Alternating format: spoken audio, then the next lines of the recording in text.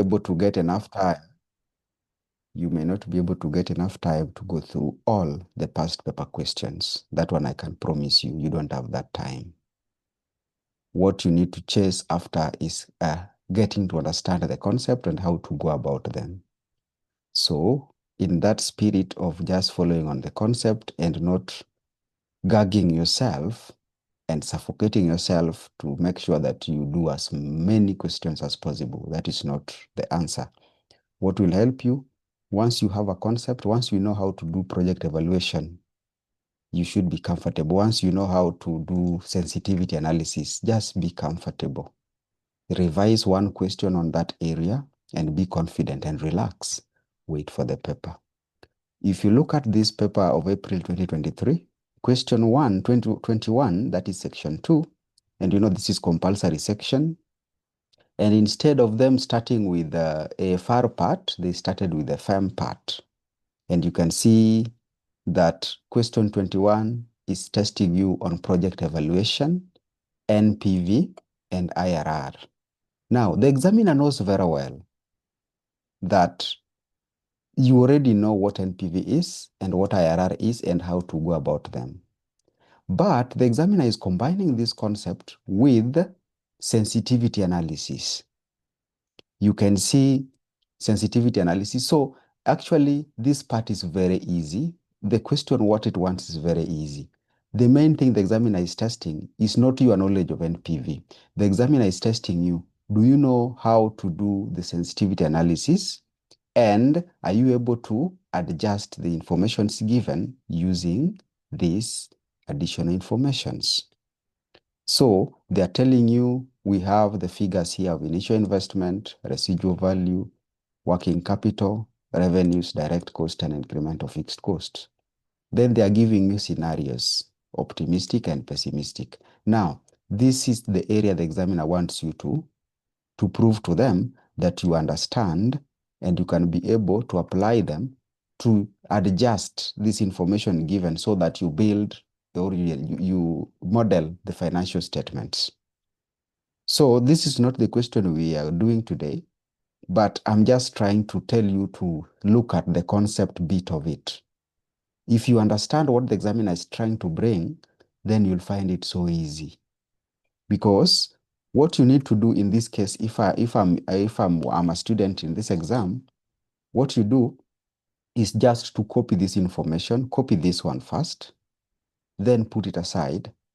Or you can either copy it, put it aside, or you can simply introduce a column here. Introduce a column here, like that. Then you know very well that you're dealing with optimistic. And what is optimistic telling you about? That initial investment is reducing by 20%. Before tax residual value is increasing by 10%. So what we are doing here is very simple. Right here, optimistic. Just write there, optimistic. And once you type there, optimistic, you come here and you say, if initial investment under optimistic is reducing by 20%, you are reducing the figure by 20%. So I can simply pick this and I just multiply that by 0.8. What do I mean by 0.8? That is 80% because it is reducing by 20. And I will get my figure there of 80 million. As well, I can employ the bracket approach. 1 minus this 20%. Then you close bracket, you multiply by the figure that you are reducing. Why is it not? Oh, because it is already a minus. When I referred to it, it will bring another minus. So I should cancel that minus. Is it the case? No. This is minus 20. It is reducing by 20%. So that is my 100 minus 20. Then I multiply by 100 million. So that is 80% of 100 million. So even if I just deduct it directly, I should still get the same answer there. So I will just leave it the simple one here. Or you can as well still go the other longer route by saying that you are, I'm seeing some chart here, plus 20%. Yes, that's okay. That's okay. Yes, I think that is the thing. So if we go to the bracket approach, we will just use plus the 20%. In other words, we are deducting because of the signs. When you put a positive and there is a negative, we are deducting. Then we multiply that by the 100. It should give the same figure. So once you do that for the first one, do that for the second one, do that for the third one, then bring on board pessimistic, then just apply these percentages. Yes. So members, this concept here is a very simple one. Once you do that, you come and you model your statements and you just follow this, inflation applies. What is the impact of inflation on a cash flow? What is the impact of inflation on revenue? Because you are being told that inflation applies on certain elements and does not apply on the others. And you are told revenue and cost will arise from year one. So once you understand this information and how to increase and reduce, the concept is, do you know how to apply growth rate and reduction in these percentages? And then you model your statements and you'll be able to get your net cash flows. Once you have your net cash flows and you know that if there is a disposal, you know when the disposal or the residual value comes at the end of the project. Once you do that, you have your net cash flows, you can be able to compute your NPV and IRR. In this case, they didn't tell you to use any graph. So you just do it using the Excel functions. I looked at question number 22. This is about management accounting. And this one, we are going to do management accounting in the coming week. Very simple concepts. Look at question number 23. It is testing you on now AFR part, consolidated accounts. This one we've done and we've explained in details. You don't have to revise 1,000 questions. Once you know the concepts behind consolidation, and you see what they're asking here was a very simple one. Consolidation of financial position, statement of financial position, very simple. Compute your goodwill, compute your investment. Because I can see there are 3 companies here. So there is a parent, subsidiary, and associate. You do not consolidate this person here. This one, just highlight and put it aside. All you do here is to compute investment in associate and the goodwill that will come when the parent takes whatever percentage they took from this person or this company. Very simple concepts. Look at question number 24.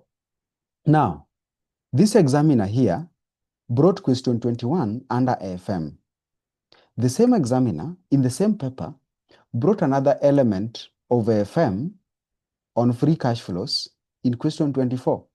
Then they brought question number 25, which is testing you on audit schedule. You see how simple this was. So there was no tax question in this paper. There was no tax. So for a student who, who was strategic enough, passed this paper. So I want us to look at this question number 24. It is related to the concept we had covered yesterday. Now, the concept we covered yesterday was about free cash flows. And because we already laid ground, we already understood the basics. This one now, I just want you to see the difference between what we have done, what we did yesterday, and this question here, which was tested in April 2023. They're asking you to determine the value of N, or the value of the company, using free cash flows to the firm. And it is 20 marks. So you see, capital budgeting, 20 marks, free cash flows, 20 marks. FM alone gave these people 40 marks. I mean, if you have 40 and pass mark is 50, how much more are you looking for? Only 10. My friends, only 10. And remember, you have theory section part A, which can give you that 10. And if you add that 10 with only these 2 questions, you've already passed without you touching on anything to do with management accounting, touching on anything to do with the FR, touching on anything to do with audit, which is also not possible. You'll get more than 50. So you don't have a reason. Now, let's look at this. Allow me to divide this page into 2. Now, we'll read the question here. The question says, M Limited is currently making a bid for N Limited. One of the reasons for valuation, which you learned in AFM, is in case you want to, in case of an acquisition, or in case of a listing of a company in the stock exchange, you need to know its value. But in this case, M Limited wants to buy N Limited. So there is a valuation that has to be done for this other company that is to be acquired. The following information has been provided to enable you determine the various prices that M Limited can offer the shareholders of or the stakeholders of N Limited. So this information has been extracted of N Limited, and we need to find its value. So the statement of profit or loss is there, the extract. These are the usual elements. I'm not going to read all of them because these ones are just the elements of the income statement or statement of profit or loss. And you can see they closed it with retained profit brought forward and carried forward. I believe you can relate to what we discussed yesterday and how that comes about in case you are not given. Then we have statement of financial position there. And these are the usual elements, which I believe everyone understands. I'm not going to read the itemized and the amounts. In fact, I normally say the amounts are normally not important because those ones will always be changing. What is important is for you to get the concept. So my interest is look at the additional informations. Now, we already know that there is a valuation that is to happen because of the purchase. Company M wants to buy company N. So they want to know, how much should we offer the stakeholders of this company for us to take it over or to buy it? Now, note 1 is saying, currently N Limited has 4 million shares with a market price of 15 per share. So the current market price is 15. That is note 1. Then note 2, they are saying, the current market price of N Limited's debt is 24 million. I hope someone now remembers where we used debt yesterday. You are being told that debt is currently at 24 million. The good thing is we already covered this concept yesterday, and today is just a reminder. We are repeating to make you understand it better for those guys who did not get it better. Note 3, N Limited's financial statements, itemized items, are expected to grow as follows. Now you see, the concept being tested here is the usual one, which I'm telling you about. And you can see they're saying they're doing what? They're expected to grow. And we are told revenue at 10% for the next 5 years. So you see this revenue is supposed to grow at 10% for the next 5 years. Now, I don't want to waste time. I just want us to start it straight away. And I want to write here solution. And from that note, where we are being told that the financial statements, the items are growing, I want us to start putting it down straight away. And as I do it, I encourage you to also try do it on your end for better understanding, so that when you do it also, you will not have a problem mastering the concepts. Now, as we do that, we are told that the items in the financial statements are growing. So we can either do it besides it here, but I don't want to interfere with this statement. What I want to do, I just want to copy these financial statements, but on my end, do I really need to copy them? Something is telling me that I don't want to copy them. What I want to do, I just want to do it just besides here. So what I want to do, I'm highlighting it immediately from the statement side, and I've stretched it so that we just have a clean page where we are doing our solution. And in that case, we are trying to look at note 3. That's what I'm starting to work with. Revenue is growing at 10% for the next 5 years. Now, if revenue is growing at 10% for the next 5 years, our base year is December 2022. So for the next 5 years, we are starting from which year? Are we starting from 2022 or starting from the following year after 2022? Somebody. Where are we starting to grow our revenue for the next 5 years? Are we starting from 2022 or the following year? All right, thank you. Wilkis, Tamika, Grace there, Val, Sophie is saying we are starting from 2023, and I will agree with that. Thank you. We are starting to grow them for the next 5 years. The statements we've been given is as at December 2022. So Realme and Metrin are also confirming that. So we are starting from 2023. So I can go ahead and now write here 2023. And this is going for the next 5 years. So from 23, for the next 5 years, we are going up to 2027. These are 5 years. These are 5 years. So if those are 5 years, we are starting to grow them, and the level of precision, all our figures are in thousands, so that remains constant. All our figures are in thousands. That remains constant like that. So I'm just transferring the precisions there. Yes, so those are in thousands. So our revenue, we are being told, is growing by 10% every year for the next 5 years. So the same thing that we did, because we already did this, I believe no one should have a problem. Bracket approach, 1 plus, 1 plus. Now, you have an option. And the option you have, which I want to go with today, if all the revenue figures are growing by 10% for the next 5 years, allow me to write or to type 10% in this cell, which is besides it here. You see, in this cell, I'm typing my 10%, the rate at which revenue is growing for the next 5 years.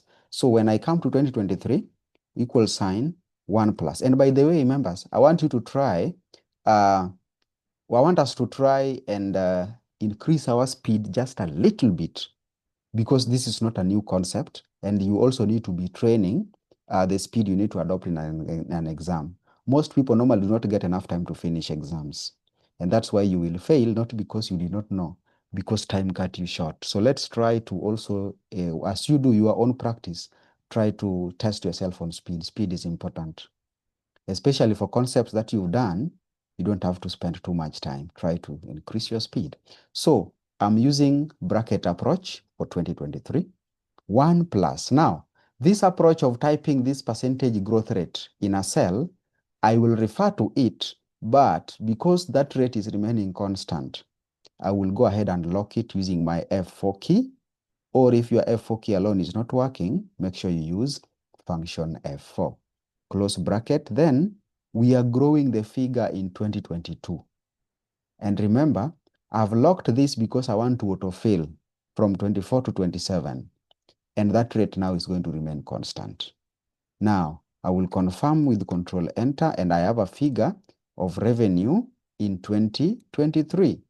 Now, that figure, I will also be growing it with the same rate when I go to 24, 25, 26, and 27.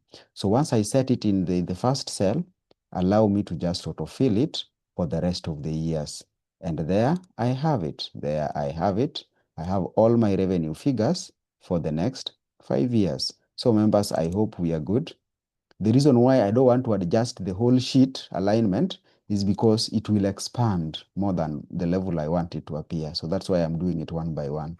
I know somebody is saying, we already know a bit of Excel. You do not need to keep adjusting one by one like this. No, I also know. The only thing is that automatic adjustment will not display it the way I want. All right. So members, that already gives us our revenues. We check on the next information. They're telling us that earnings before interest, tax, depreciation, and amortization, stroke revenue margin is expected to remain the same. Is expected to remain the same. So what are these people telling us? What are these people telling us? You see that earnings before interest, tax, depreciation, and amortization, and then there is revenue margin, is expected to remain the same. So what are they trying to bring on board there? What are they trying to give us? They're just telling us that earnings before interest, tax, and depreciation, you divide by or over the revenue margin. Is expected to remain the same. Now, how do we normally compute revenue margin, members? How do we normally compute revenue margin? How do we compute revenue margin? Leka is saying some parts are missing. I shared the same file. So if mine is showing them, yours should also show the same. No, mwalimu, 2024 iko blank na 2025. What of the rest? I shared the same file I'm using. What of the rest? Do you have? What I mean is, after doing the revenue, After doing the revenue, when I drag, when you drag, these others are not coming. yeah, 2024, 2025, and 2027. Did you lock your cell where you have 10%? Did you fully lock it? Now you see, Yeah, you see your problem. lock. That is your problem. Um, So you have to make sure if you want to go with this approach where you are typing 10% in a cell, make sure you fully lock it. Because if you don't lock it, as you drag from one cell to the next, Excel will also go with the same trend. It will pick on an empty cell. If you grow a figure on an empty cell, meaning it is zero, you will not you don't expect to get any figure moving forward. So make sure when you refer to it, do absolute referencing. Lock it in full. I hope now we have it. Okay, so I asked a question and I saw somebody responded there. That is Sue said revenue divided by sales, and I will agree that is how we are getting the margin. That is how we are getting the margin. So this how do we call it? This revenue margin is going to remain constant. Earnings before interest, tax, depreciation, amortization over revenue is going to remain constant. Yes, it is going to remain constant. So what we do when we come to 2023, I will come to this earnings before interest, tax, depreciation, and amortization. We are being told that that margin will remain constant. So if it remains constant, what do? I will come and pick the earnings before interest, tax, and depreciation, which is this one here, the 20,000 under 2022, over the revenue or the margin, the revenue, which is also the same as sales, and it is the one in 2022. So these ones will remain constant. This ratio is going to remain constant. This ratio is going to remain constant. And if it is going to remain constant, I have to make sure I fully lock the cells that I've referred to. So remember, I'm picking the ones in 2022. So to fully lock, I will use my F4 key to lock this reference of earnings before interest, tax, depreciation, and amortization for 2022. Then I will also lock this revenue in the same year of 2022, this 100,000. To fully lock it, I also use my F4 key. So members, I hope we are moving together. Make sure you fully lock those two because that margin is going to remain constant. Lock this over this earnings or profit element over revenue. Make sure you fully lock both the numerator and the denominator. Yes. Then after you lock it, we continue. The examiner said that that margin is expected to remain the same, Now, this is a ratio. What is the ratio? The ratio here now is 20%. This is 0.2. It is in decimals. So there is a ratio here. Now, this ratio is going to remain constant. If it is going to remain constant, the ratio itself, how are we going to get this earnings before interest, tax, depreciation for year 2023, for 24, 25, all the way to 27? This is a ratio. So it is this ratio that we are multiplying by revenue for 2023, revenue for 24, all the way to 2027. Members, I hope we are getting. We have a ratio, and that ratio is going to remain constant. Now, there are two ways. There are two ways that you can go about this. You can put in this ratio here. Once I've fully locked those cells, yes, meaning they're remaining constant, now I can go ahead and close them in a bracket because this is a ratio that is remaining constant. And then I multiply that with the revenue per year. So I will refer, I'm using that reference for the revenue in 2023, and you don't lock. The reason why we are not locking that cell is because we want to drag the formula. So when we drag to 2024, it should come and pick this revenue. It should pick 2025 revenue, 26 revenue, and 27 revenue. That's why we are not locking this revenue that we are referring to. The only thing we locked is this margin where we picked the earnings before interest, tax, depreciation, and amortization for 2022 divided by revenue. This one we fully lock because it's a ratio. This ratio is remaining constant. The only thing that will change are the revenues for these years. So once I do that, I will get my earnings before interest, tax, depreciation, and amortization for 2023. But because I fully locked this ratio, I can now go ahead and autofill. That is one way to get it. And I have my figures for the earnings before interest, tax, depreciation, and amortization. The second approach, if you like, is to do the ratio separate. Then you refer to the ratio because the ratio is constant as you multiply by the revenues. How do you go about that?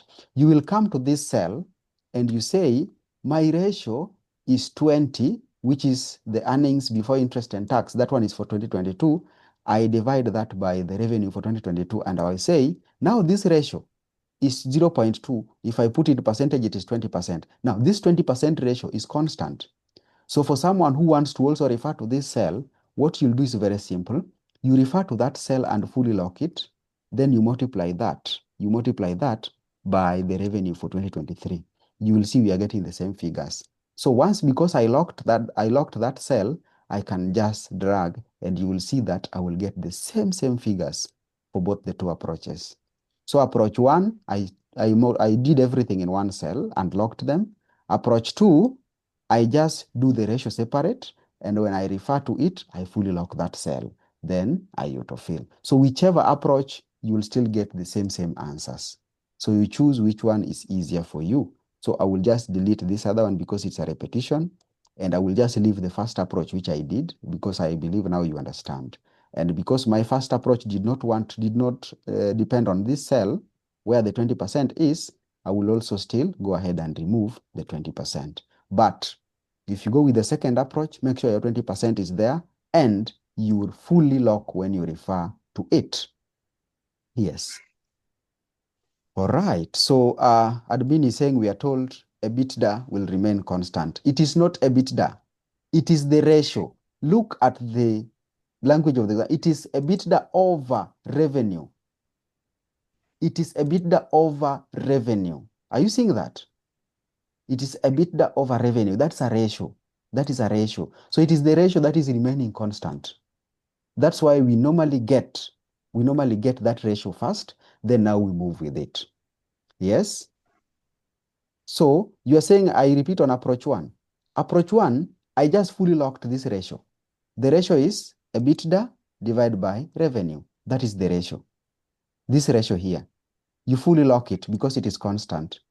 Then after fully locking it, just now multiply everything, that ratio which is constant, by the revenue. So I just referred to this revenue for 2023. And this cell, when you refer to it, do not lock because you want to autofill the rest of the years. So that when you drag, you realize that it should pick this. But this ratio, you will see that it will still be referring to the same. The only thing that is changing are the revenues. I hope you are seeing that. It is only revenues that are changing, but the ratio remains constant. It will always refer to this, EBITDA divided by revenue. I hope members we are together. The next information, we are told there that depreciation stroke amortization. But before we go to the depreciation or amortization, let's make sure that we fill onto this cost of sales. You see this? The examiner is not telling us something about cost of sales, but already we should know. We should know how we are getting cost of sales. We know that for you to come up with this revenue, this profit here, this earnings before interest, for you to come up with these earnings, you must have deducted some cost of sales or admin or distribution expense. There has to be expenses that you've deducted for you to come up with this profit. So what I'm going to do is very simple. The difference between the two. So if I refer to the revenue, the difference between the revenue and this profit should give us the cost of sales or these are the expenses. So if I deduct the two, that difference is what we have there as the expenses. Yeah, so we can bring these expenses as a parenthesis, like in this bracket, because it reduces our profits, our revenues. And to do that, we will have to introduce a negative. So I'm introducing a negative there. And then I just want to use a bracket to show the difference, then it will all come as a negative like that. So I will just want to autofill. Just want to autofill to the end because I've set that formula for the first one, it will come like that. Then I just want to take this formatting and put it here so that all of them can appear in bracket like that. So members, I hope we are together. I hope we are together. Now, the next information, we are told that depreciation or amortization will grow at the same rate as non-current assets. And that is how much? 15%. It will grow at the rate of, at the same rate as non-current assets. That is how much? 15%. So that is very simple. If it is growing at 15%, and again, we are being told the same as non-current assets. So our non-current assets are also growing at the same rate. Our non-current assets are also growing at the same rate. So as we do this for this depreciation and amortization, we can do the same for non-current assets because the rate at which they are growing is the same. But I want us to start with depreciation and amortization. Now, depreciation amortization, where is it? Here it is. So let's start with this. It is growing at 15%. Now, I will adopt the approach where we are writing the growth rate here. It is growing at 15%. So that we refer to it. At this point, I believe now we understand these cell references and nobody should have a problem with that. So if it is growing at 15%, and if someone is wondering, where is this person getting 15%? It is here. 15% is given here. Depreciation amortization is growing at the same rate as non-current assets, and the rate is 15. So non-current assets are also growing at the same rate. So I can come also to the non-current assets here, and on that line of non-current assets, I also put the same 15%. You see the 15? I also put it here, 15%. Now let's do the first one for this. If it is growing at 15%, I want to use the bracket approach, 1 plus. Whenever you refer, fully lock it. Close bracket, I multiply by the figure in 2022.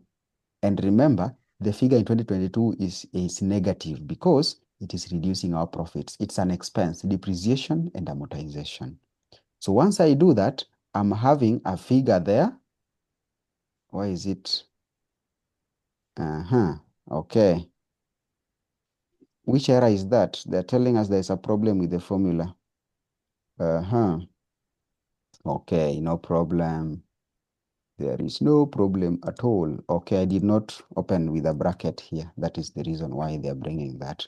Now, I have my 4,600 for the depreciation amortization for 2023. Now, I just want to drag that formula to the end because I fully locked the growth rate. Growth rate is constant. So I will autofill to 2027. Then what I will do is to pick the formatting here so that they come in brackets to show they are negative, they're reducing our profits. Members, I hope we are together. I hope we are together. Yes, it was the bracket issue. Thank you. Now, we do the same for non-current assets because it is growing at the same rate. The same approach, bracket 1 plus. I refer to the 15% but fully lock it, close bracket. Then you multiply by what? The figure in 2022. We have it there, and then autofill to the end like that. Yes, those are very easy concepts. And those concepts, once you master them, you will not have any problem. We go to the next information. We are done with 1, 2, 3. We go to Roman 4. What are they saying in Roman 4? They are saying interest expense is at about 10% of the previous year's long-term debt.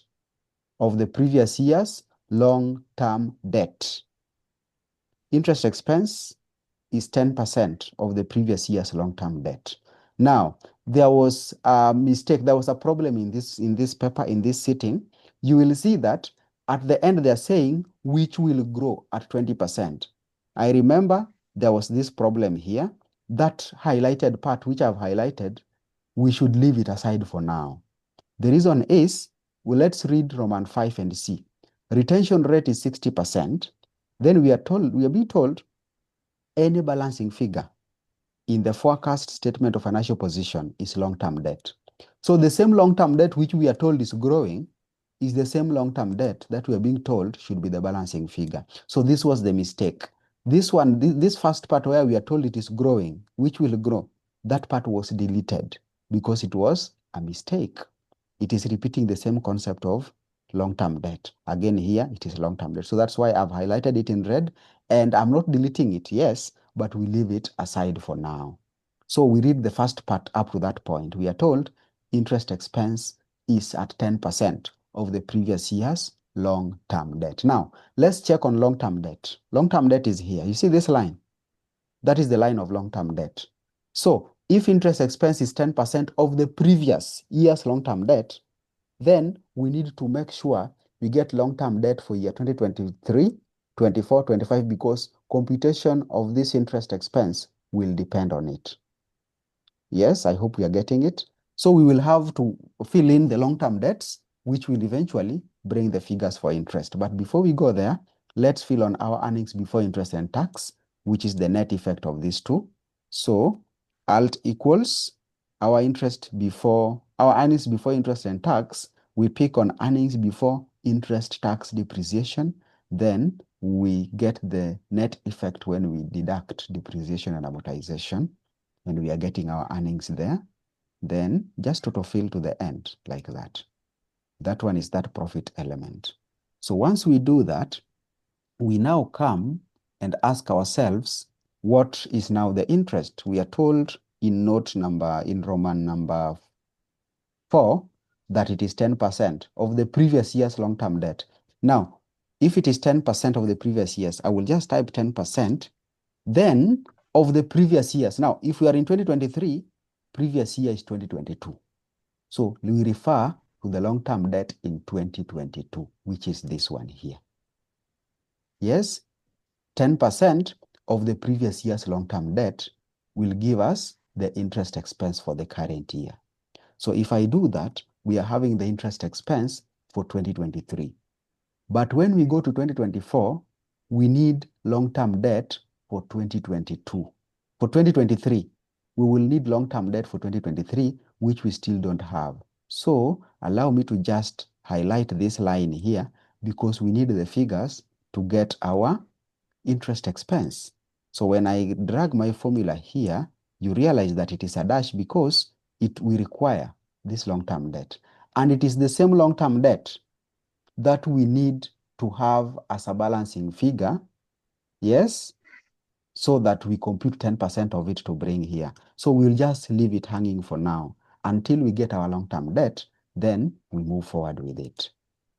So we go ahead to the next one. So this one, I will just autofill the formula, but it will remain as dashes. So do not worry about the dashes because there is something pending there which we need to get first.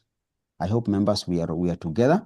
We move to the next information, that is information Roman number 5.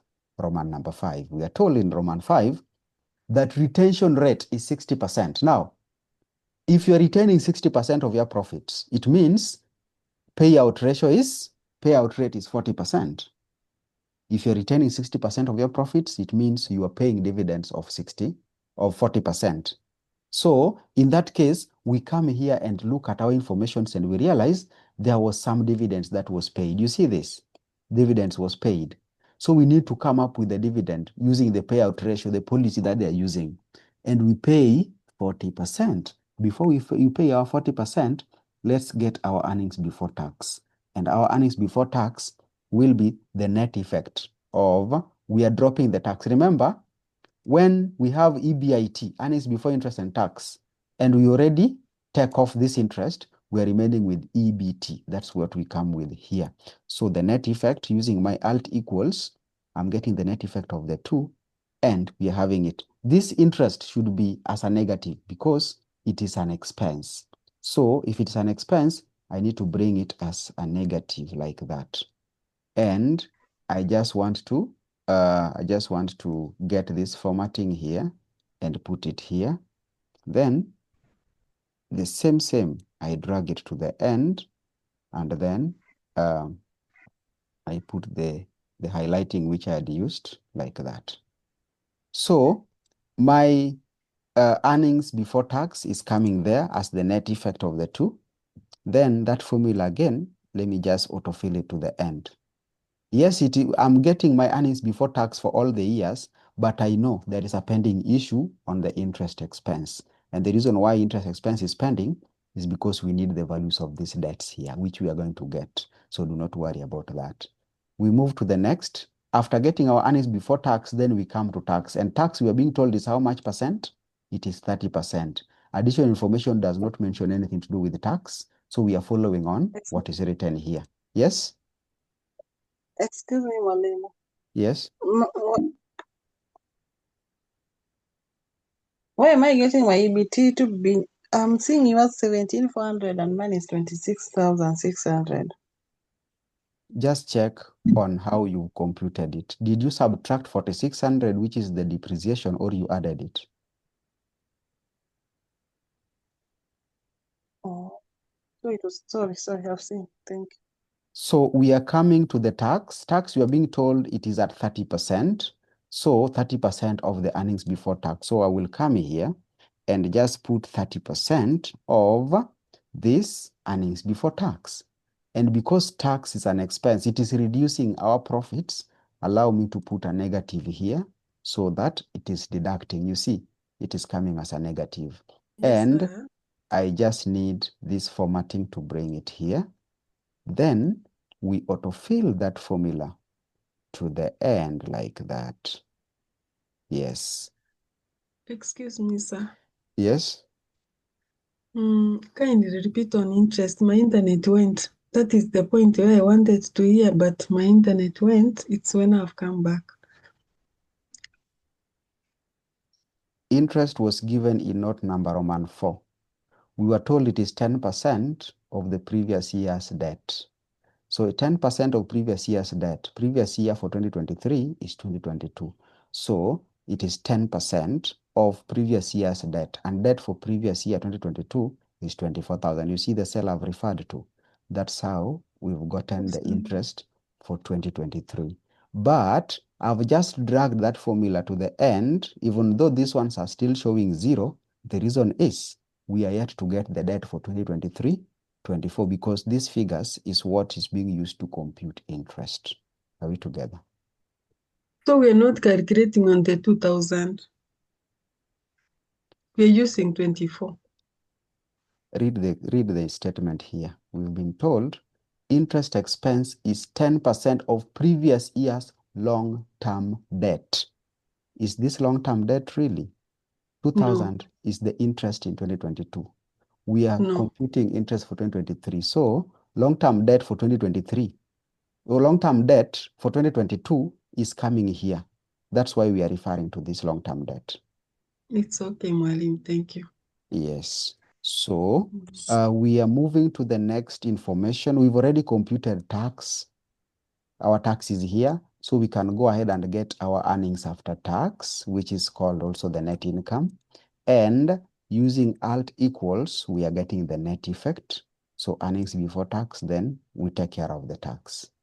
You see the reason why I like bringing the signs, if it is an expense, let it come as a negative, as a bracket or a negative, is because using AutoSum is easier and it will not confuse you. Because this summation just gets you the net effect. In essence, you are subtracting. But because you brought them in negative, now you're just using the AutoSum function. So I'm getting the net income for 2023.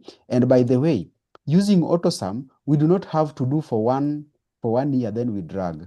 You know what you could have done? I can just undo what I've just done. If you want to get the net income or earnings after tax here, for all this, you can just highlight all the range of the figures, all the range of the years. I want earnings after tax for all the years from 23 to 27. Then just go and click on Alt equals for all of them. You see what has happened? I have figures automatically for all of them. If I activate, you will see that it has picked the wrong one, yes. But then you have to specify, tell Excel which range are you going to pick.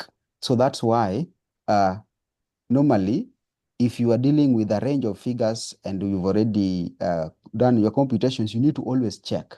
So we need to get the net effect of this. So I may still have, let me see, it is this too, the net effect. I may still have to drag it because these ones have not picked the range that I want. It has only picked the tax only, but it needs to pick all of them. So what I was trying to do there may not work very well because it chooses what to give you the auto sum. You have to direct it. I think this one has also picked the correct one. Okay, we were on dividends.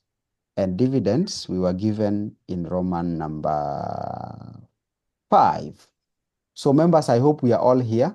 I hope we are all in Roman 5. I hope we are all in Roman 5. Somebody just confirm to me, because I told you that we are adjusting our speed a little bit. When we are getting into exam, you need also to train yourself on speed. It will be very sad to fail in an exam because you did not just get time to finish. So try also to, these concepts, because they are not new, I'm just trying to train you that try to at least improve on speed a bit. Try to improve on speed. Thank you, thank you. I see we are together. Improve on speed a bit. So that's why you'll realize that I'm not too slow. I just want you to just capture that moment, that momentum. That momentum is going to help you. All right. We are on dividends, Roman 5. Look at Roman 5. What are they saying? Retention rate is 60, meaning payout ratio is 40. If they're retaining 60, it means they're paying 40. And then we are being told any balancing figure will be long-term debt. So balancing figure is where? Balancing figure will come in the statement of financial position. That balancing figure will be the debt. And once we get the debt, we will be able to get our interest expenses. So that's why our interest expense is remaining blank for now from 2024. So let's come and get to compute our dividends. We are told the retention is 60, payout is 40. So put an equal sign and pay the 40% dividend. It is 40% of what? Of the earnings after tax, the net income. So I'm paying 40% of this. And because I'm paying, it is like an expense, it is reducing my profits, I'll bring it as a negative. So I will do for the first one like that. Then let me just get this formatting here. So once I do that for the first one, that 40% payout ratio is constant for all the years. They've not told us if it is going to change. They just said retention rate is 60, meaning payout ratio is 40. That remains constant, and I'm allowed to autofill to 2027. Once I pay dividends, what I'm remaining with is the profit that I'm retaining for the year, right? So how much am I retaining after paying dividends? I'll use my alt equals to get the difference from my profits and dividends. This is what I'm retaining for the year 2023. So I will continue and autofill the same formula to see what I'm retaining for the rest of the years. And there you go. These are the profits that we are retaining for the rest of the years. Then after that, we now see how much profit are we bringing forward for the year 2023. The same concept we had covered. Any profit or retained profit brought forward is the same as carried forward from the previous period. So when we are in 2023, our previous period is 2022. In that case, why don't we bring forward what closed 2022 to open 2023? Then after we've done that, that format or that pattern is remaining constant. So I will just tell Excel, please, this pattern, what I've picked from the previous period, I will be picking the previous periods to bring forward in all these years. And we can check if it has picked the correct pattern. And yes, it has told me that any brought forward for a current year will be a carried down from the previous year like that. Now, what of now the carried forward? How do we normally get carried forward? Carried forward is the profit we are retaining for the current year plus any brought forward that we have. So it is just the addition of these two. So I'll use my alt equals to get the total of these two that I'm carrying forward as my retained earnings carried forward. So let me just do this formatting here of introducing that. Then I autofill this formula. You see the formula? What I've added is the profits we are retaining for the current year plus what we are bringing forward from the previous period. We get the total that we are carrying forward. That total we are carrying forward That formula remained constant and I autofill to the end. Members, I hope we are together up to that point in the statement of profit or loss. Somebody just to confirm we are okay with that before we go to the statement of financial position.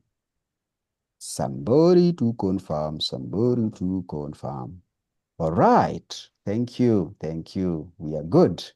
We move to the statement of financial position and we continue, we are at Roman what? Roman 5. Now, they've mentioned to us one element of the statement of financial position, which is going to be a balancing figure. In this note 5, they said, any balancing figure in the forecast statement of financial position will be long-term debt, right? So, and remember, we had also done one forecast for non-current assets, which they told us about the 15%. Remember what we did? We did it by the start time we were doing for depreciation and amortization, the same rate we were told, both these elements are growing. And we are told that this highlighted part, the long-term debt, will be the balancing figure. So that's why I highlighted it in a different color so that it is clearly visible. Now, the next element of statement of financial position they are mentioning here is in note 6. They're telling us what? Current assets and current liabilities will grow at 10%. Very simple.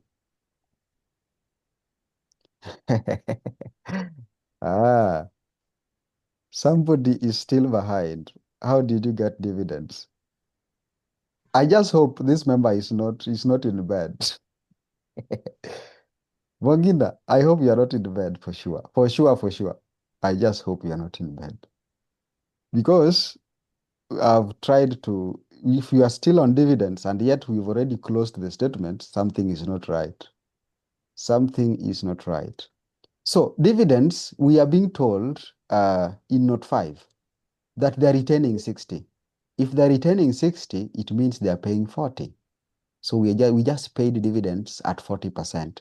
And you know dividends are paid out of profits. So what we did here is we took 40% of the profits or the net income. You see, earnings after tax, that is the net income. So it is 40 of that income, and that rate is remaining constant. That's what we did for the rest of the years for all of them. I hope that one is understandable. We come to note number Roman 6, where we were told current assets and current liabilities will grow at 10%. So that is very simple. Current assets, I want to use the same approach where I wrote 10% here. And where is current liabilities? Current liabilities are also here. Where are they? This one here. I'm also typing 10% in the end here because that is the growth rate. Now, we all know how to apply growth rate. So this one, I will not really waste time. Open a bracket, 1 plus. I refer to it. Make sure you fully lock. You multiply by the one in 2022. That rate is remaining constant. That's why I've locked, so that I be able to drag. And there you go. Current assets done. We do the same for current liabilities. Equal, open bracket, 1 plus. Refer to the growth rate. Fully lock it. Close bracket. Multiply by the liabilities in 2022. That rate is constant. That's why I have locked that. Then what do? Drag it to 2027 and you are done. Yes, I already told you we need to practice on speed because you need it in your examinations. So you need to gear up. You need it. All right. What are they saying next? We've done current assets and current liabilities. Roman 6 is done. Let's come to Roman note 4. That is note 4. Now, note 1 and note 2 were giving us information. Note 1 was about shares, and note 2 is about the value of debt. So these ones do not affect our statements here that we are forecasting. That's why note 3 has affected our statements. Now let's come to note 4 and see. They're telling us the applicable weighted average cost of capital is 18%. Do we need that in our statement of financial position? Not really. Note number 5, assume that free cash flows to the firm for N Limited will grow at 3% from the year 2028. Remember, our forecasting is going to 2027, so 2028 is still not here.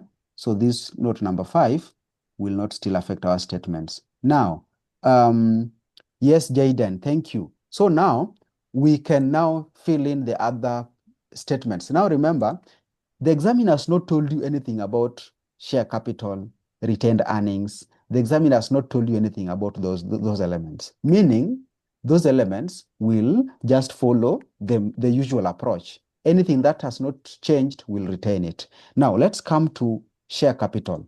My question is, will our share capital change across the years? The answer is no, because we've not been told what will change our share capital. So our share capital, I want to refer to it. It is the same 16,000. It's going to remain constant for the rest of the years. It's not changing. And if someone is disagreeing, let us know. Now, the main part that I want us to also look at is what two members are saying there in the chat box. Thank you. I can see Jaden and Frida. They're telling us, now let's bring on board our retained earnings we carried forward, which is right. So retained earnings, that is closing the year 2023. We have to consider the retained earnings we are carrying forward. That is what we need to make sure we bring on board for under the retained earnings in 23, 24, and like that. Now, it is retained earnings carried forward. So I refer to carried forward in 2023, and that's what I'm bringing on board. So make sure you do the same. And I just make sure I autofill that to the end, retained earnings carried forward like that. So I think elements of the balance sheet, is there something remaining? The only thing remaining is the debt, which should be the balancing figure really, I don't see if there is something else that we need to worry about so much there. All right, so let's get the totals. Total assets, the formula is already here in 2022, so that formula should remain the same to the end. So I'm just autofilling that formula. It should remain the same to the end. So there should be no problem there. Again, the total equity, the formula is also already there. So what am I doing? I'm just dragging that formula because it is the same formula, just the total of these two, Let me come and do the same under total liabilities. Total liabilities here is the total of long-term and current. That formula also should remain the same. So let me autofill to the end. Even though I'm aware, and we are all aware, there is a blank space for long-term debt, right? That is still blank. We are going to fill it in shortly. Then we come to total capital and liabilities. The formula is already there. You see, total equity plus total liabilities gives us total capital and liabilities. So that formula, let's also drag it to the end like that. Now, members, why don't we now bring on board our long-term debt? We were told it's the balancing figure. Being a balancing figure now makes it so easy to fill in. And I want to get the balancing figure just down here. Now, balancing figure for the for 2022, balancing figure for 2022. And as we come up with it, I want to believe that you will agree. You will agree with me that total assets. You will agree with me that total assets usually is equal to total equity plus total liabilities. I believe all of us agree. Total liabilities. That one is the basic rule. Assets is equal to total asset equity plus liabilities. That is what balances our balance sheet. Now, if this is true, then it is also true. It is also true that total assets, is equal to total equity plus non-current liabilities plus current liabilities. I hope you also agree. What I've broken down are the liabilities because we have two elements of liabilities. You see, we have non-current and current. That's what I've broken down. That will represent total liabilities. So if this is true, then this must also be true. Then, if this is true, then we can make now our non-current liabilities the subject of this formula because that is what we need here, right? You agree that is what we need? I believe you have to agree with that. So if we make non-current liabilities the subject, this one here, then it means we are taking our total equity on this side, we are taking our current liabilities on this side. So what does it mean? Non-current liabilities is total assets minus total equity, and then we are also subtracting current liabilities. I believe you understand how I've come up with non-current liabilities as the subject of that formula. Yes? So this is the formula I want us to use to get the balancing figure. And I want to start from 2022. Now, for 2022, I'm coming here. You see this 24,000 here. I want us to confirm it. This 24,000, I want us to put an equal sign. We are following this formula. Let's check on total assets. Total assets, where is it? Total assets is here. So total assets minus total equity. Where is total equity? Total equity is here. Then I'm also subtracting current liabilities. Where is current liabilities? Current liabilities is here. Let's see if we will get our 24,000, which was here. It was given. This one we are not computing afresh. It was given. We're just confirming this our formula if it will give us what was already given. And the answer is yes. You can see our long-term debt for 2022 is bringing us the same figure that was there before when we use this our approach. So meaning we can now use our approach to get the balancing figure, which will now be our long-term debt for the rest of the years. Now that I've set this formula in 2022, I don't have to repeat the same formula. What I need to do is just to drag it. And I want to drag it in bits. Let me drag for the first year first. And when I do that, a lot of changes have happened. You know why? When I have a debt figure for 2023, then it means I now have interest expense for 2024 because it was supposed to be 10% of the previous year's long-term debt. And I hope you are understanding it, members. Again, hey, someone said a very loud no. Yes, who is speaking? I did not see the name of the person who was speaking. Did I hear someone saying no? Speak to us, speak to us. We want to see why you're saying no, or it was a mistake. It's now quiet. Okay, I think, is someone speaking? Okay, I think that's okay. We'll Okay, proceed. Mwalimu. Yes. Kindly. After dragging, may I see your income statement, please? See, that's where I was going to. Okay.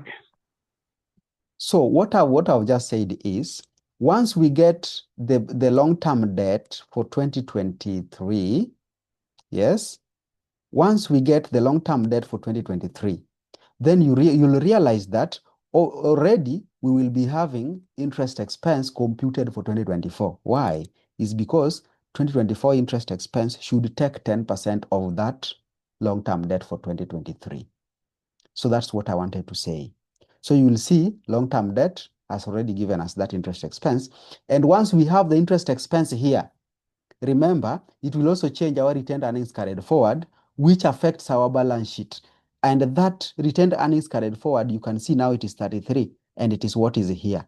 It is now already reflected in that year of 2024. And then when I move to get my long-term debt for 2024, you will see a lot of changes again. Even the retained earnings, you will see it is changing. And also, you see all those changes. Retained earnings has changed. Total equity figure will change because our retained earnings has changed to 40, and it is because of the interest expense, which has peaked 10% of the previous year's long-term debt. Yes. So that is it. Then we move to the next year, which is 2025. Once we get the debt for 2025, the interest expense for 2026 will already be here.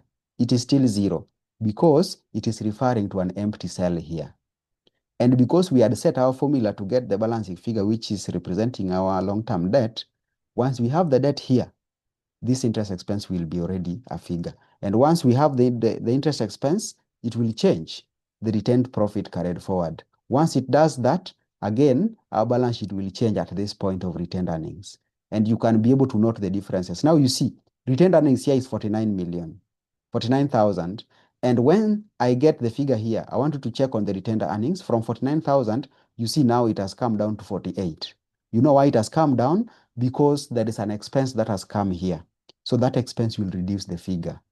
And that is also transferred to the balance sheet, which also affects our total equity figure here. I believe, members, we are moving together. Then at the same time, we now again get our debt figure for 2020, 2026. And once we get it, you will see interest expense for 2027 will be computed here. So I will just drag my formula again by 1 bit, and you'll see a lot of changes have happened again. And now we have interest expense for 2027, which is 10% of the long-term debt in 2026. So that is the pattern. Then already you can see we have our retained earnings also has changed for the same. Then when we move to the next year, remember, there is no any year past 2027, but from 2027 we should go to 2028. But our forecasting is not interested in 2028. Our forecasting stops in 2027. So this figure for long-term debt in 2027 will not affect anything here. It will only balance off our balance sheet. So I will just drag it here, and you will see that it is only our balance sheet that will balance, and it will not affect our income statement. So I hope we are together up to that point. I hope we are together. We are together. All right, thank you. I see we are together there. Now, after we have our forecasted statements, I want you to remember what we were required to do is to determine the value of this company using free cash flows to the farm model. So we've already come up with this. Now, let us now go and ask ourselves, what now are we following on the cash flows bit of it? We are looking at the free cash flows. Remember what we did yesterday. That is now what we want to follow up on today again. Free cash flows to the farm model. Now, let me drag this here. No, let me put it down here. Now, to go or to use the free cash flows, we are following on the cash flow movement. We already have our statements. Now, let's follow on the cash flows. To follow on the cash flows, I want you to remember that the free cash flows, following on what we did yesterday, free cash flows, how we get the cash flow that is free, cash flow that has no liability, cash flow that has no commitment, we normally start from net income.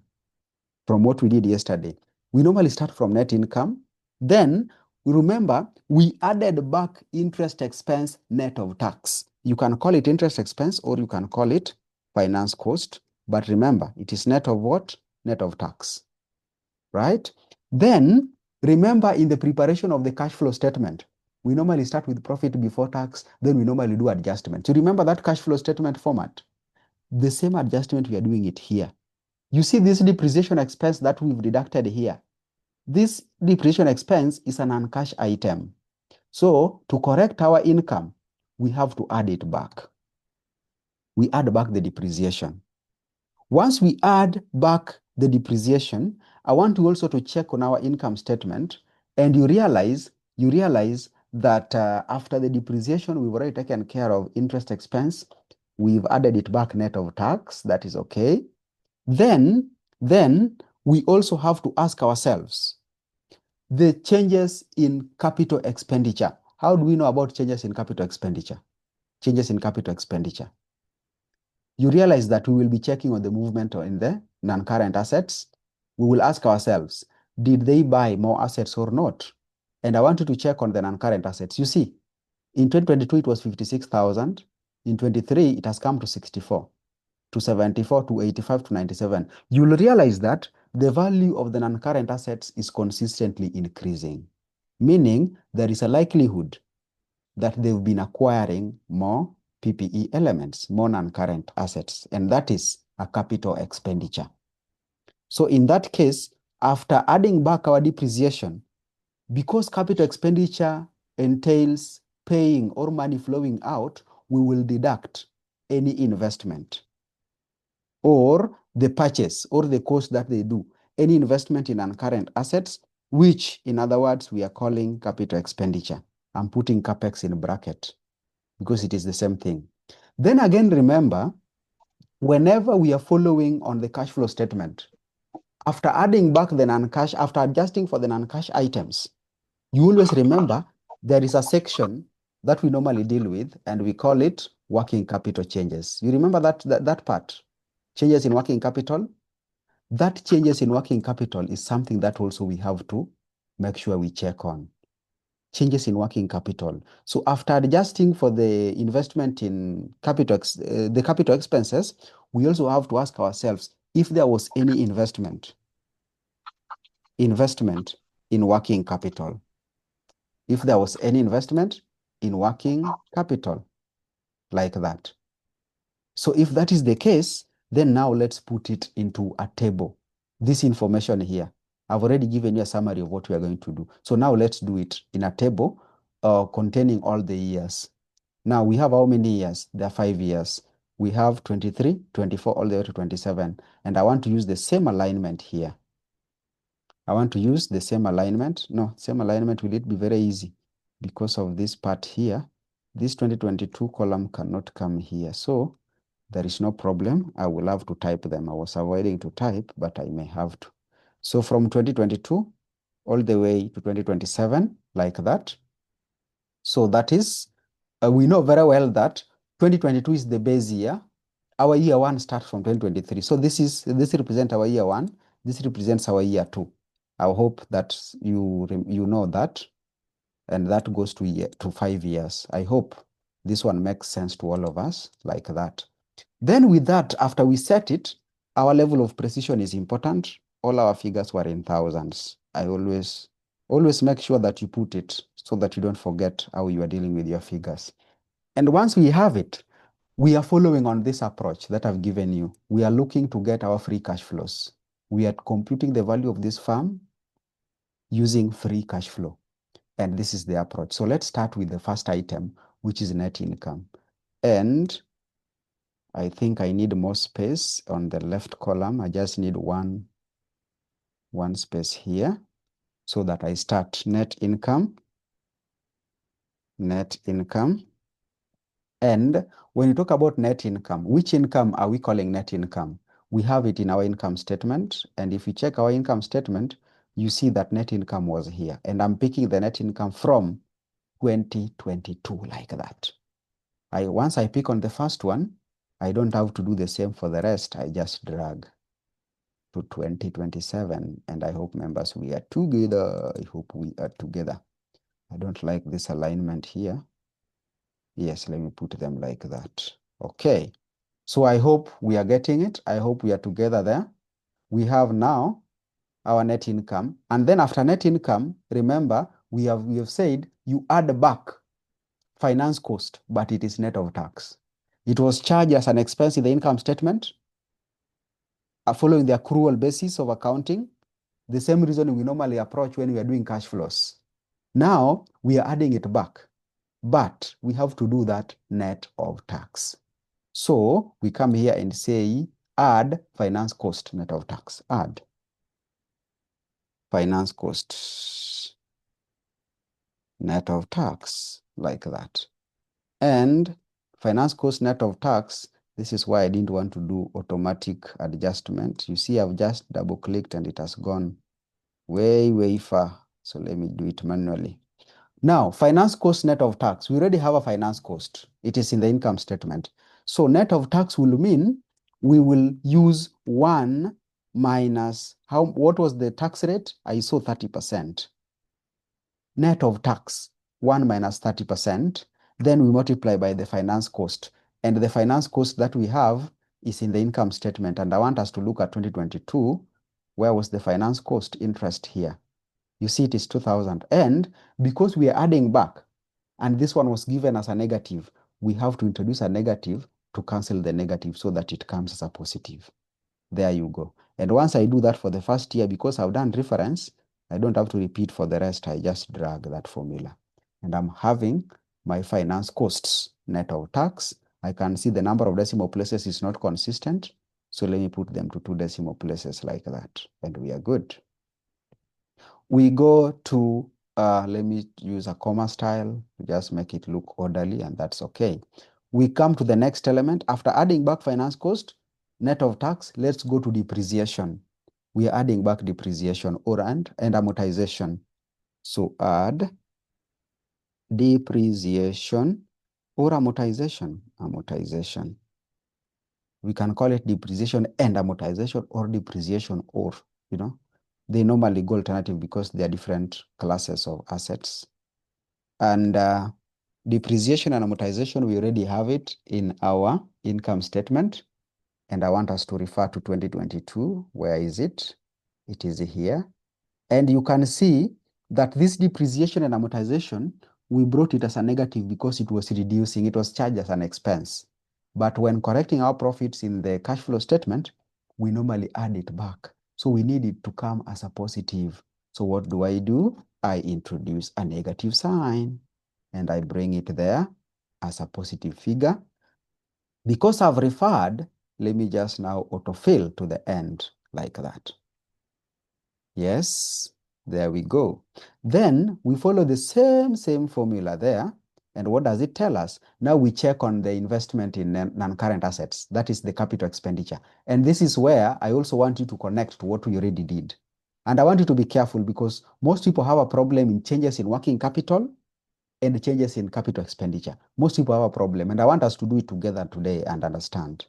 Members, let us understand it. Now, when following on the capital expenditure part, we are following on the movement in cost of the non-current assets. Cost, not net book value. So I want us to do changes in capital expenditure here, and all of us should see it. Changes in capital expenditure. I'm using CapEx to just represent capital expenditure. Let us do it together today and see. For someone who has been having a problem, I think you need to make sure that you understand it from today.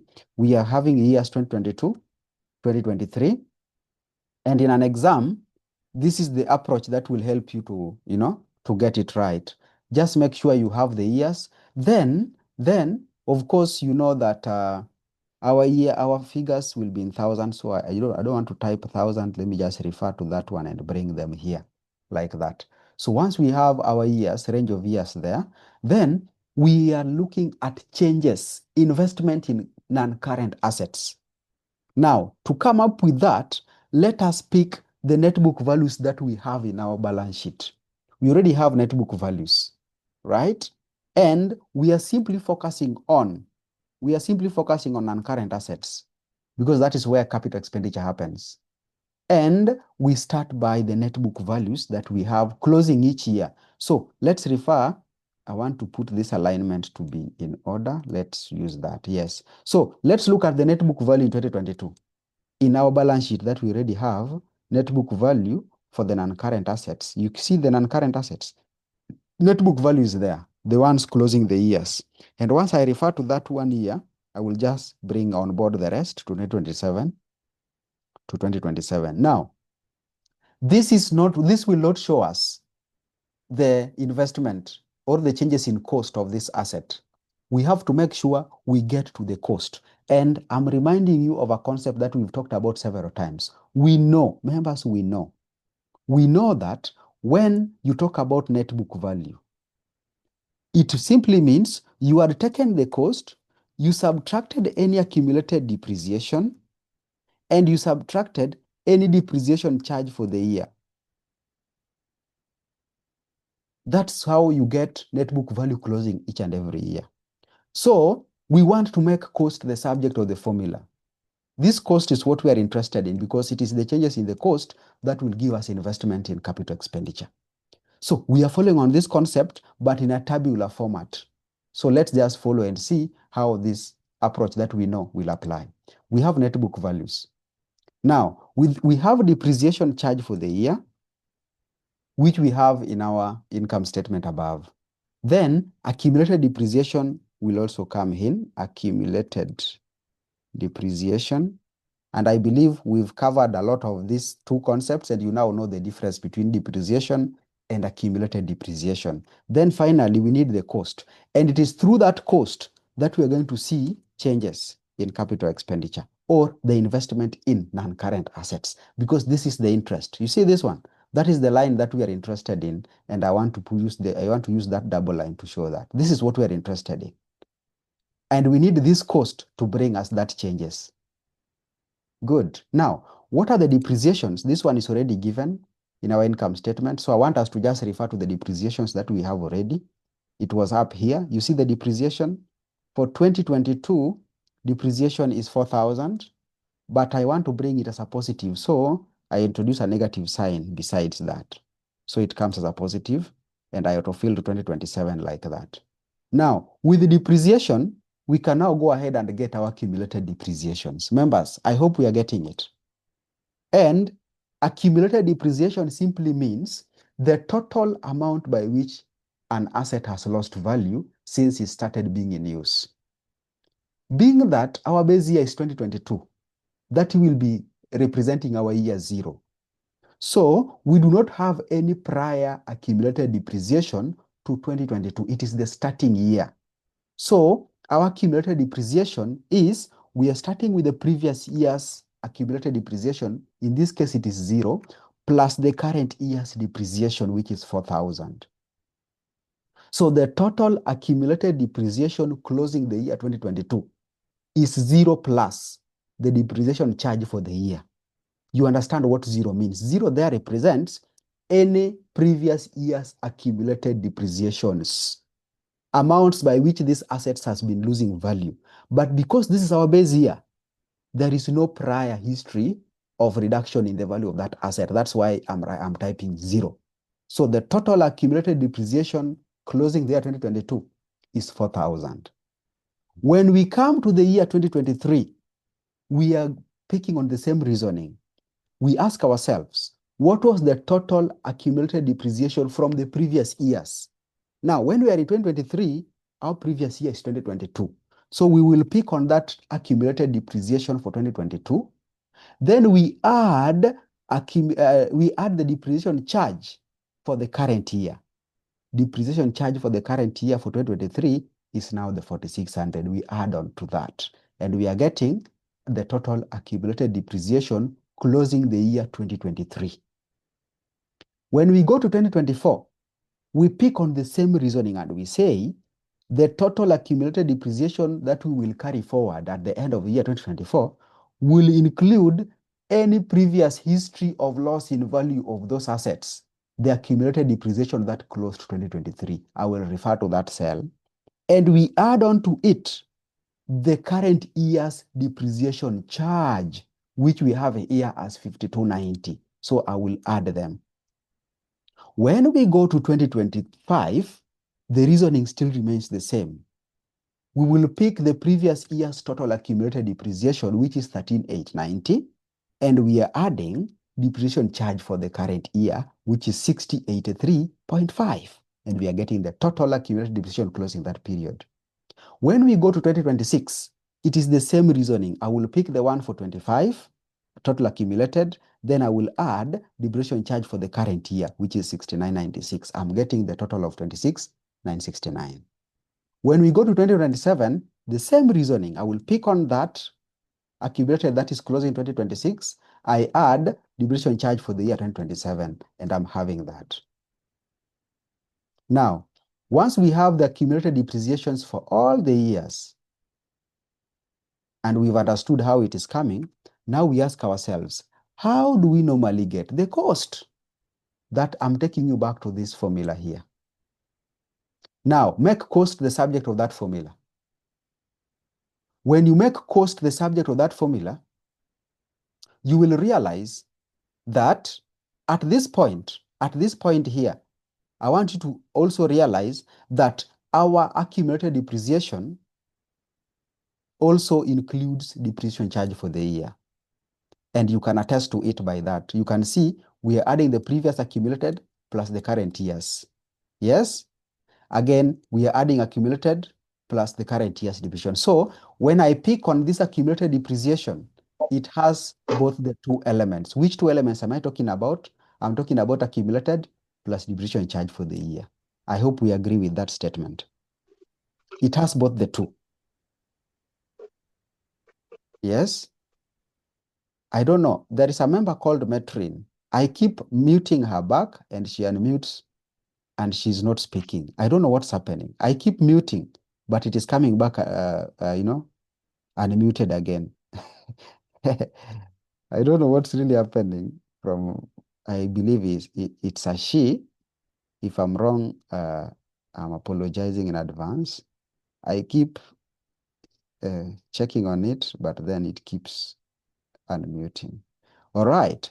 So at that point, now we come after we've agreed that our accumulated depreciation line contains also depreciation charge for the year. Then it is also true now that net book value, we can now express it as cost minus accumulated depreciation, because we've agreed that it contains both the elements of accumulated and current year's charge. So let's make cost the subject of this formula. When we make cost the subject of the formula, you'll agree with me that cost will now be equal to net book value minus, is it minus or plus? Plus. Net book value plus accumulated depreciation. I hope now you'll agree. Cost is net book value plus accumulated depreciation. And that is the formula I want us to use to get our cost. So when we come to get our cost here, now we say equal to net book value plus accumulated depreciation. And I have our cost for year 1, 2022. The same formula will apply for all the years. So I just sort of fill to the end. Members, are we together up to this point before we come to the changes? Are we all okay up to this point where I'm getting the costs? I just need some few confirmations. Some few confirmations. Very nice. Very nice. Thank you. Thank you. I see we are okay. Members, this thing, I'm taking a bit of time. I told you at first that I need to improve on my speed so that you also train for the exam. But I've deliberately taken time here because I know how important this thing is. And the chances will be very high that if you get this in an exam, if you get it here, you will not go wrong. Now, once you agree, and I see overwhelmingly members are saying we are okay, now let's get the changes in the costs, changes in capital expenditure. Let's see how much did they spend to purchase these non-current assets. And to get a change, I want you to always adopt the approach I gave you when we were doing the cash flow statement. I told you, whenever you are dealing with assets, under changes in working capital or any other areas, whenever you're dealing with assets, please always take the opening and compare with the closing to get the changes. And whenever you're dealing with liabilities in a cash flow statement or in any other area, you want to check on the changes, please start with the closing and compare it with the opening. This approach will give you the changes in these elements, and it will give you the correct impact on the cash flows. So let's do that. When I come to the changes in capital expenditure in 2022, I will pick, because it is an asset we are following on, I will pick opening, then I compare with closing. Opening, I compare with closing. Now, are we interested in the year 2022? The answer is no. Let's start checking on the change in 2023. This is the base year, so we don't need to get any changes here. This is when they are starting. And of course, when they're starting, this 60,000 or 60 million, because our figures are in thousands, this amount is what they spend at start. Yes, but that is the base year. We are not interested in this. Let's start from year 2023. I will pick the opening. Now, in 2023, which one is the opening? Which one is the opening? And we compare with closing. So which figure is the opening and which one is closing? The opening cost and closing cost. Which one is opening? 60,000, all right? So 60,000 is the opening. Then we are comparing with the closing. So I want you to see that changes in capital expenditure is 13,000 for the year 2023. And it is coming as a negative to denote that it is an expense. It is an outflow. Let me use the word outflow. It is an outflow. Then when we come to 2024, we again start with the opening, we compare with the closing. Opening, we compare with the closing. The impact on our cash flow, they spent 14,950. That's why it is coming as a negative. We do the same We are 2025. Opening is this. We compare with closing. And you see, they also spent. So there is capital expenditure all through. We come to 2026. Opening, we compare with the closing. They spent again. We come to 2027, the same approach. Opening, we compare with closing. These are them. We have the changes in capital expenditures. And you can see, when following on cash flows, the negatives mean they are spending.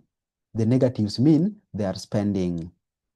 But again, it is not wrong for that person who wants to get the changes in capital expenditure and do not want to follow this approach. It is still okay. If you want to see by how much did 60 move to 73, by how much did 73 move to 87, you could simply get the difference between 73 and 60. You will still have them as positive. It is still okay. You will still be okay. And I can autofill to the end. The reason why I adopted this approach is because we are reasoning in terms of cash flow so that we see, is it an outflow or an inflow change? And we can see they are all outflows. They spent. That's why we call it capital expenditure. Now, let's bring on board capital expenditure here. The reason why we did capital expenditure is because we need it here in our free cash flow computation. So let's bring on board and adjust our capital expenditure. Then we go to working capital. So changes in capital expenditure. Changes in capital expenditure here. And we are lessing the changes because it is an outflow. Less changes in CapEx. And as we less the changes in CapEx there, I think there is my worksheet here as different fonts, and I'm wondering why.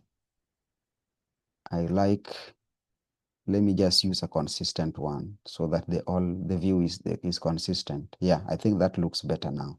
So changes in capital expenditure, we are lessing them. And because we already have them here in negative, I just want to refer to that changes from 2023. And now you realize that in 2022 is also here, but I'm really not interested in 2022. So I can just refer to it because we left it blank. That is okay. So because it is not of our interest, let it be 0. Then we start from our year 1 to year number 5. So I've brought them on board. Then we go and then ask ourselves, what is the remaining thing in our formula? Our formula has changes now again in investment in working capital, changes in working capital. So let's also do changes in working capital. And I want you to follow the same approach. And now in this case, I will not spend much time because now you have a roadmap. You now have a roadmap. So this one should be very easy. What are the working capital elements? We already know the working capital elements in the balance sheet. Let's see our balance sheet that we already computed here. Current assets. We have current assets there. And I want to ask somebody, do you think that working capital elements, we are just going to pick the current assets figures and assume they will represent changes in working capital? I'm asking a question and I want to see. I think it's current assets minus current liabilities. Thank you, member there. That is very good. Yes, Jacob, the answer is no. That is not our reasoning. Our reasoning is we need to know what is working capital. We know very well that working capital is usually current assets minus current liabilities. That is how we normally get working capital. So to find the changes in working capital, that is very simple. Once we have that analogy at the back of our minds, we will just come up with the years. The years here. Let me just use the same alignment and write this here. I want to just copy this and bring it here like that. So with these changes in working capital, which is current assets and current liabilities, I want us now to bring them here. And we are bringing them as working capital. We are not bringing current assets separate and current liabilities separate because we already have a knowledge on how that comes. So let me just type it in full, working capital. Now, working capital for 2022, I want us to go to the balance sheet and pick the working capital. Now, current assets, where is current assets for 2022? It is this one. we are deducting or comparing with current liabilities to get the working capital for 2022. Then once I've referred to the first one, the rest I just autofill and I have my figures there. Then let's now see what are the changes in working capital. What are the changes in working capital? Working capital. We already have the working capital itself. So we are just looking at the changes in working capital. And the changes we are looking for, our view is on the cash flow. And I want to adopt the same approach which I had used when we were following on the capital expenditure. You see this approach here? That is what I want to use. But for that person who also wants to just pick on the changes and bring them as positive, it's okay. But my reasoning is we are following on the cash flow. Remember, it is a cash flow. Cash flow. So I will come here and ask myself, what are the changes now? Changes in 2022, this is the base year. So I don't need to check any change here. I want to check on the changes from 2023. Opening, I compare with closing. I have my first change. That pattern remains the same. So I will just autofill it to the end. That pattern remains the same. And I have my changes in working capital already. That is now easy. Once you understood this should not be a problem. So why don't we now bring on board our changes in working capital? Because we've seen that it is an outflow. Yeah, less changes in working capital. We've all seen that those are outflows. So really, there is no problem. So I will refer to the one in year 2022, even though this one is not of our interest, it's the base year, and it's good. We did not compute it, so it is 0. Then I will come and autofill to the end. Then now, after we've brought on board all these changes in our cash flows, then now it is clear that at this point, we can now get our net free cash flows. So we come and talk about net free cash flows, net free cash flows. And that is what we're now getting here. Somebody is wondering why I've left some space. I have a reason why I've left that space. Now remember the question that we did yesterday. There was some mention of some salvage value or the scrap value at the end. In this question here, it is about a company wanting to purchase another one. But in the other one, it was a projection of a project. And when there is a project, at the end of it all, they will tell you the value at the end. But in this case, I want you to look at, from the additional informations, I did not see where they told us any value at the end or any scrap value or salvage value. But there is not 5. There is not 5, which is telling us, assume that the free cash flows to the farm for N Limited will grow at 3% from the year 2028. My question to you is, these free cash flows from the year 2028, will it affect our information here right now? As you answer that, let me get the net free cash flows because we already have everything we need to get them. And I'm waiting for somebody to answer that question here. So Alt equals, I'm getting the net effects, the net cash flows to the end like that. Good. Do you think that note 5 will affect our statements? LJ has said no. I'm waiting for the rest. And as you give me answers for note 5, look at note 4. We were given some information there. We were given weighted average cost of capital. They said is 18%. So I'm just transferring that 18% here. We are finishing this question, and this is the last bit, following on what we did yesterday. But I want you to be keen because there is some slight difference. There is a very slight difference here. All right. So I see members are saying, for sure, note 5 is not going to affect our statements because it is growing after 2028. But our projections are up to 2027. So whatever comes after 2028 should really not affect our current statements. So Grace is talking about terminal value. Grace, do you think that is the terminal value? And I want you to read here. It is said from 2028. From 2028. Our statements is ending in 2027. So do we have the statements, the cash flows in 2028? So that from the end, we will say it is growing to bring the issue of terminal value? No, thank you. It does not. So we leave it there. Now, our cost of capital is 18%. And I want to use the same approach we used yesterday. And today, because I believe we did it yesterday, you should not have a problem. Now, these are future cash flows. These are future cash flows. The question I'm asking is, are these future cash flows annuities, or they're just normal cash flows, which are different figures? So that we know whether we're using PVIFA or PVIF. Are they annuities? Somebody, are they annuities? No, these are normal. These are normal cash flows. So if they are normal cash flows, we are going to use PVIF, present value interest factor. We are going to use present value interest factor. And I will remind you of the formula which we had even talked about yesterday. And it is 1 plus R raised to negative N, raised to negative N, like that. That is the formula that we reminded ourselves. Now, let us get the discounting factors for all these cash flows. And you know, I believe you know why we are discounting, because they are future values and we want to know the value of the farm today. So we are getting their present value today. All right? Now let's get the discounting factors. For the year 2023, I put an equal sign, open bracket, 1 plus R. Where is R? R is the discounting rate, the weighted average cost of capital.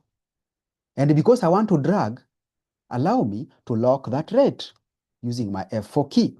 Then we are raising to negative N. To negative N. Which N are we using? We are in year 1. So negative N means negative 1, like that. So that's why I wrote these numbers here, so that I refer to that negative. Then N is the period. We are in year 1. So the discounting factor is here. If I put it to four decimal places, like we are normally used to, if you confirm even from your tables, you'll see it is 0.8475. Now, I want to drag that formula because I've set it to the end. And those are the discounting factors. Members, I hope we are together. This thing we did yesterday, so really someone should not have a problem. They are irregular cash flows. Thank you, Winnie. Now, after that, let us now get the present values of these figures, of these our future cash flows. So, our N, we have 5 years. Now, let's get the present value. But I want us to get something very clear. There is a formula we need to use to get the terminal value. If we are not given a terminal value, remember, our yesterday's question, we were told about terminal value, which we were told it was 10 times, the value at the end of the period. But in our case, we've not been given terminal value. That is the difference I was talking about. So remember, when you are not given terminal value, you have to compute terminal value. How do you normally compute terminal value? Terminal value, the formula is very, very simple and straightforward. We are picking the cash flows, the free cash flows in year 0. Then we open a bracket, 1 plus growth rate. I see some chart. Did somebody give us? Correct. Thank you. Thank you, Caro. Note 5. Can we use perpetuity model? PO equal to D. Yes, we can do that. We can do that. And it is the same approach that I'm doing here. Yes, the PO, that is the terminal value. 1 plus growth rate, 1 plus growth rate divided by cost of equity, which is the same as the weighted average cost of capital, minus growth rate. Thank you, Carol. That is very good of you. That is very good of you. We can use that model. And we are picking on free cash flows in year 0. Free cash flows in year 0, which is the same as PO, Then we are growing it, 1 plus growth rate, close bracket. You divide everything by the cost of equity minus the growth rate. And in our case, cost of equity is the same as weighted average cost of capital minus growth rate, like that. And you close that bracket. That gives you the terminal value. Then, let's put it into as a function so that we get to see the answer. Now, we come to the terminal value here. Let me just type it, terminal value, and we get it in this other next cell. And I say equal to, we are following on this one. Now, free cash flows in year 0, or the PO, is equivalent to the cash flow at the end, the net free cash flow at the end of the project life, the end of the projection period, which is year 5. So I refer to that net cash flow in year 5. Then multiply by, open that bracket, 1 plus growth rate. 1 plus growth rate. My question is, were we given a growth rate? Were we given a growth rate in this question? The growth rate was given. However much it was given in note 5, starting from the year 2028, which did not affect our statements, but now it is giving us a hint on the rate at which it is expected to grow. Yes, this is Gachagua model, where you are growing. You are growing. Yeah, you are growing from the previous provincial officer. Yes, then you graduate like that. That's a very good, reminder there. So our growth rate is 3%. Close that bracket. Then what do? We divide by, open a bracket, the weighted average cost of capital, which is which one? The 18%, which was given in note number 4, 18%. Then we subtract that growth rate of 3%. Close that bracket, and we have a terminal value there. And once we have the terminal value, now let us now discount our cash flows using the discounting factors we already have. And that will give us, and before we come to discount our free cash flows that we already have, now this terminal value is value at the end. We also need to discount this terminal value. We also have to discount, because remember, this is the value at the end, but we are valuing the company or the firm today. So we need the present terminal value. We need the present terminal value. So let us get the present value of the terminal cash flow. Present value of the terminal cash flow. Now, we are discounting this terminal value or terminal cash flow. How do we discount it? The same PV formula is what we are using. The same PV formula, where we will say equal to, open a bracket, 1 plus R. What is R? Our R is the same 18%.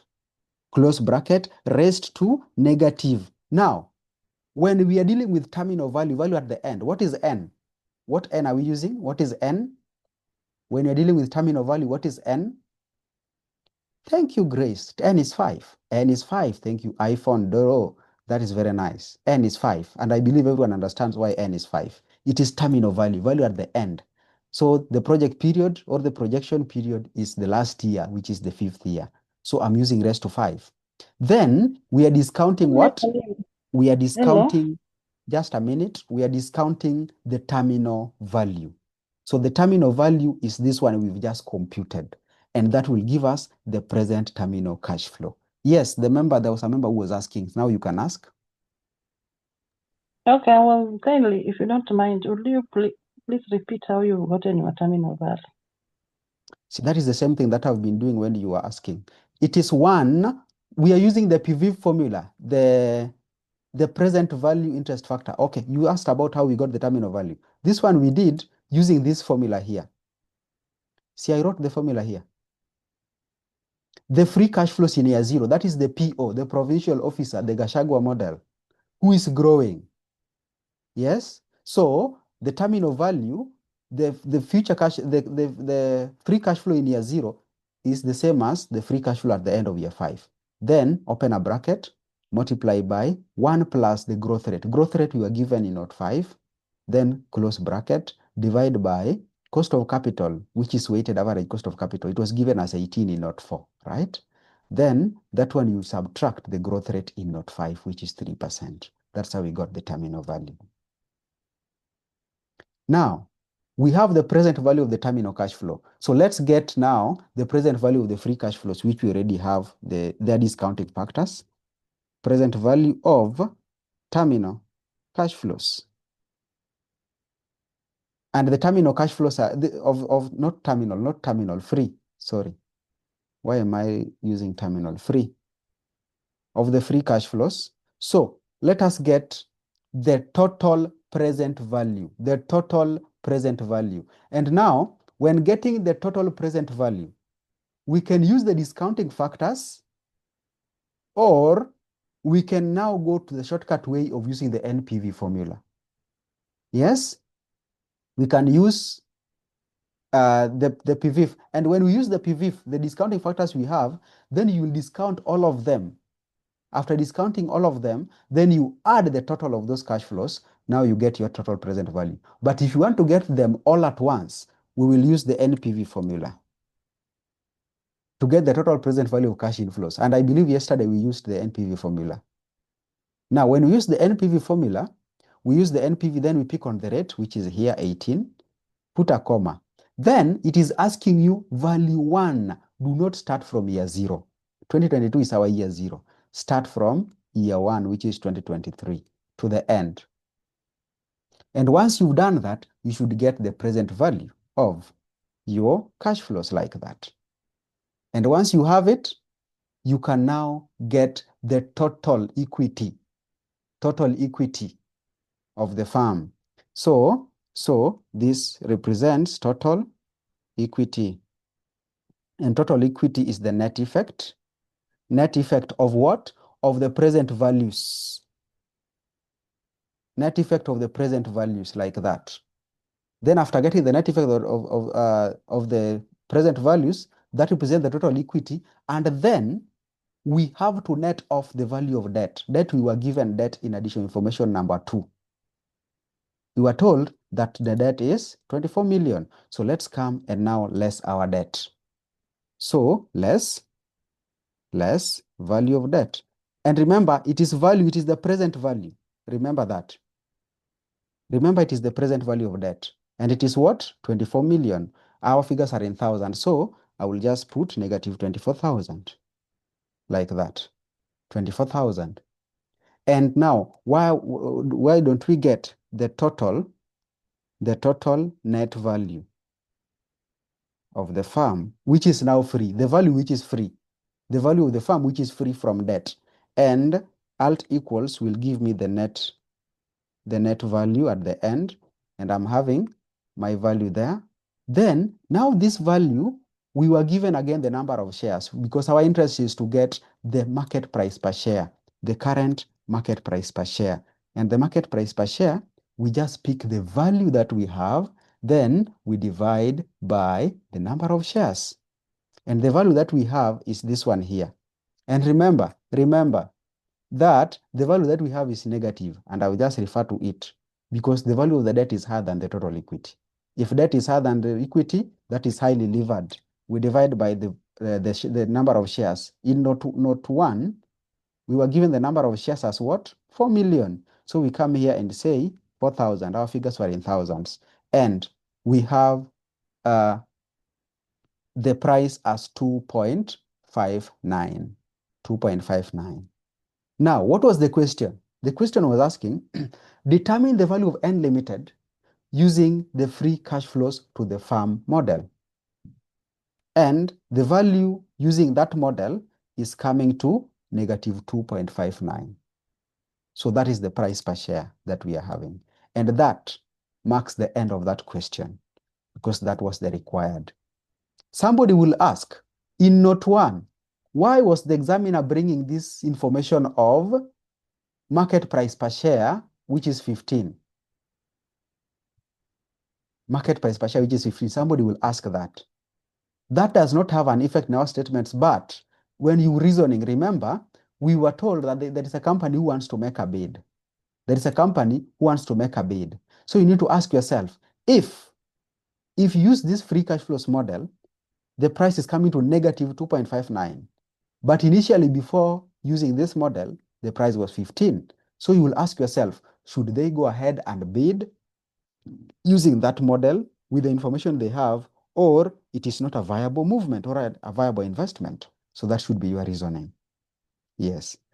So SE, the examiners may not come to mark this computation here. You see this computation, all this that we did, changes in capital expenditure, changes in working capital, they will not mark. But these ones, they will mark. These ones, they will mark. Yes. All this will be marked.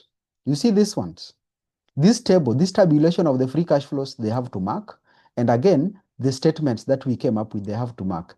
It is only these explanations that we wrote here that will not be marked in an exam, but they are important for you to understand. So you don't have to, if you have the knowledge at the back of your mind, you don't have to do these ones. These ones will not earn you any mark. It is the entries that they'll mark. So they will mark this figure, these figures of the present values, they will mark them. Yes. So members, I would wish to stop there because we've already covered that. And given that we have